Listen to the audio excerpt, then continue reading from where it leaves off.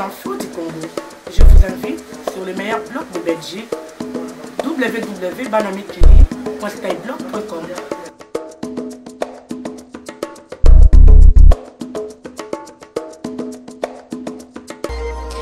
Le président du Congo-Brazzaville ne ferme pas la porte à un nouveau mandat. Denis Sassou Nguesso est arrivé à Washington bien avant l'ouverture du sommet États-Unis-Afrique qui débute ce lundi.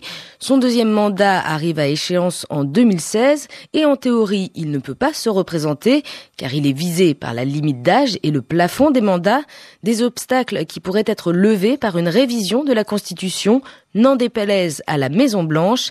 Obama a dénoncé de nombreuses pratiques actuelles qui, selon lui, freinent le développement. Par exemple, celle qui consiste pour un dirigeant à s'accrocher trop longtemps au pouvoir. À la fin, le dirigeant agit pour durer et non pour ce qui marche pour le pays. Et puis, il faut du sang nouveau, a déclaré Obama, sans jamais citer de nom ni de pays.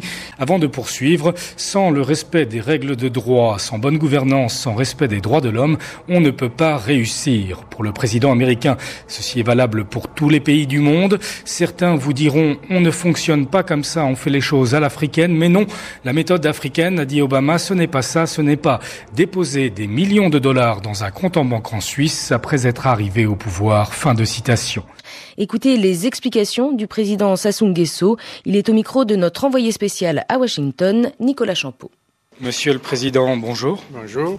Vous êtes arrivé à Washington tôt, avant le sommet, flanqué de 3 ministres. Est-ce à dire que ce sommet USA-Afrique suscite votre enthousiasme? Quelles retombées attendez-vous? Nous pensons que c'est une rencontre importante. Les États-Unis d'Amérique et l'Afrique, je crois, ont un partenariat important dans tous les domaines à développer. Et il est heureux que le président Obama ait pris l'initiative d'organiser cette rencontre. L'Afrique ne va pas continuer éternellement d'être la cinquième roue du carrosse. Beaucoup d'observateurs pensent qu'au cours de ce siècle, l'Afrique peut connaître une marche en avant. Je pense qu'il est important que la plus grande puissance économique, militaire, technologique même du monde s'intéresse à un continent comme celui-là. Nous allons donc échanger avec le président Obama sur ce thème-là. Si cela débouche sur la définition d'un partenariat gagnant-gagnant, je crois que ce serait un bon message qu'on passerait au monde. La Maison-Blanche et le département d'État l'ont dit à plusieurs reprises. Modifier la Constitution pour pouvoir prétendre à un mandat supplémentaire, ils sont contre. Envisagez-vous de modifier la Constitution en 2016 pour pouvoir de nouveau vous présenter? Nous n'avons pas ce débat au Congo. Le débat qui se développe au niveau du peuple, c'est le débat en vue de changement de la Constitution parce qu'on pense que la Constitution actuelle a atteint certaines limites. Il s'agit du débat pour changer la Constitution, pas pour qu'un président, par une volonté de puissance, veuille changer la Constitution pour lui, donc mais pour le pays, pour que les institutions du pays progressent. La modification de la Constitution ne doit pas nécessairement toucher, selon vous, la limite d'âge pour se présenter au pouvoir ou le nombre maximum de mandats. Mais cela dépend de la volonté populaire. De toute façon, la Constitution, si elle doit être changée, elle ne peut l'être qu'à travers un référendum. Et s'il y a un référendum populaire, je ne vois pas quelle est la force de la démocratie qui pourrait être au-dessus de la volonté du peuple exprimée par référendum. Si on résume ce que vous nous dites, aujourd'hui, vous ne fermez pas la porte à une nouvelle candidature en 2016. Bon, cette question n'est pas à l'ordre du jour. La question qui est à l'ordre du jour, c'est celle de savoir si on change la Constitution dans l'intérêt du pays pour faire progresser les institutions et la démocratie ou pas. L'intérêt des pays africains, selon le président Barack Obama, c'est le renouvellement du sang neuf. Il a dit devant de jeunes cadres africains, quand un homme ou une femme reste trop longtemps au pouvoir, il ou elle agit surtout pour durer et non pour le bien du pays. Est-ce que vous partagez son analyse? Bon, je n'engage pas une polémique sur cette question-là. Vous savez, en Allemagne, lorsque les Allemands ont voulu d'un troisième mandat pour Madame Merkel à cause l'efficacité de son travail, le peuple allemand lui a donné un 3e mandat. Et il pourrait encore peut-être lui en donner un 4e. Vous voyez, le Premier ministre de Luxembourg est resté très longtemps Premier ministre au Luxembourg. Et c'est maintenant seulement qu'il va à la Commission de l'Union européenne. Je crois que c'est la volonté des peuples. Hein. Il faut toujours l'interpréter comme ça et non pas le voir à travers quelques volontés de puissance. À Brazzaville, vous avez réuni les principaux belligérants autour de la table. Ils ont accepté de signer un accord, ce qui n'était pas gagné d'avance. En revanche, les combats se poursuivent, on l'a vu notamment dans le nord du pays, et cet accord est contesté par certains membres de la Seleka. Comment faire en sorte qu'il soit vraiment appliqué? Nous avons à Brazzaville voulu parler avec toutes les parties. Et les Seleka étaient représentés. Et l'accord a été signé par l'un des vice-présidents de l'organisation de la Seleka et par les responsables des anti-Balaka et autres responsables religieux, des ONG, des partis politiques. Maintenant, s'il y a quelques divergences au sein de la Seleka, on a déjà vu des cessez-le-feu violés par certaines parties. Mais les personnes qui ne croient pas aux efforts qui ont été engagés à Brazzaville en vue de permettre la cessation des hostilités, et il faut que ces personnes-là aient une alternative.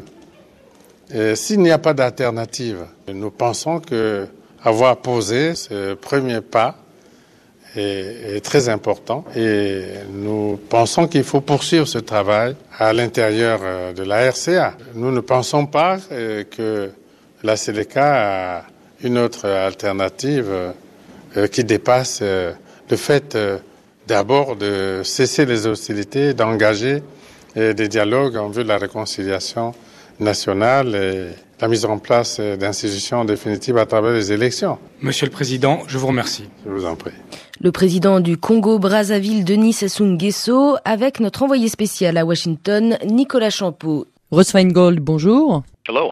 Dans les 3 années à venir, il y aura des élections au Congo, au Burundi, au Rwanda et en Ouganda. Est-ce que les États-Unis vont suivre de près ces processus électoraux ? Oui, nous allons suivre cela de près et nous allons essayer d'être aussi cohérents que possible avec ce que nous défendons dans nos prises de position. Et c'est pourquoi nous appellerons instamment la RDC et ses voisins à respecter leur constitution. Et cela inclut les dispositions sur la limitation du nombre de mandats. Le président Obama a dit que ce dont l'Afrique avait besoin, ce n'était pas d'hommes forts, mais d'institutions fortes. Je l'ai dit publiquement et dans la plupart de ces capitales, ce n'est pas une bonne pratique de modifier la Constitution simplement pour le bénéfice de celui ou de ceux qui sont au pouvoir. Les présidents Kabila, Kagame et Nkurunziza en sont à leur dernier mandat selon leurs constitutions respectives. Comment réagiraient les États-Unis s'ils modifiaient d'une quelconque manière leur constitution pour rester au pouvoir ? Ce n'est qu'une hypothèse pour le moment. Nous verrons comment y répondre si la situation se présente. Mais ce que j'espère, c'est que chacun de ces dirigeants va voir à quel point c'est important que leur constitution soit respectée.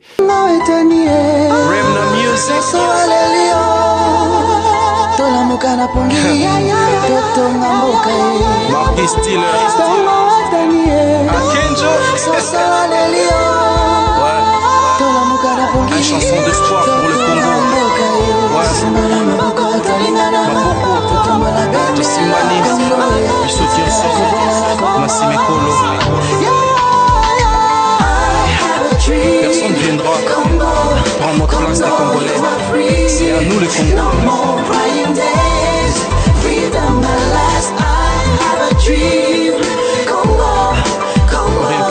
nous. Et sur ces sens, rien que la vérité. If my people who are called by my name humble themselves and pray, seek my face, I will hear them from heaven and I will heal the land, I will heal the land, I will heal the land, I will heal the land. Encore une fois pour ma patrie, Ceci ne pas pour nous faire danser, non plus pour nous faire pleurer. Prenons conscience mes compatriotes, si la dictature de Mobutu n'a pas pu nous briser, alors comment ne pas surmonter tous ces présents? Faut de l'Occident, c'est ça nous baisse de gauche à droite, on est conscient, y'a pas à discuter. Le port de Léopold ne reviendra plus jamais. Ouais, porte ta croix, arme-toi d'assez de courage de foi. Unis ton cœur en Christ, interdis-toi de pécher. Le seul espoir de pouvoir croire, Allah est derrière nous. Inch'Allah, viens chanter avec moi un chant nouveau.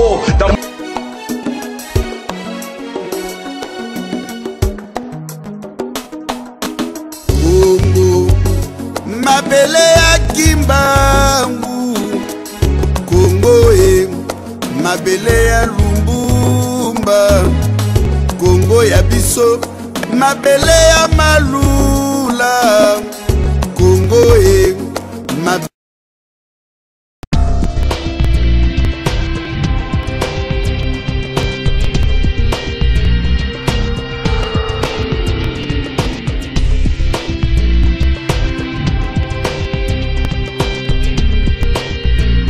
Voir 10 millions de morts, 2 millions de femmes violées, 1250 femmes violées par air, 48 femmes violées. Ari Hippolyte Kanambe, le fils de Christophe Kanambe et Madame Marceline,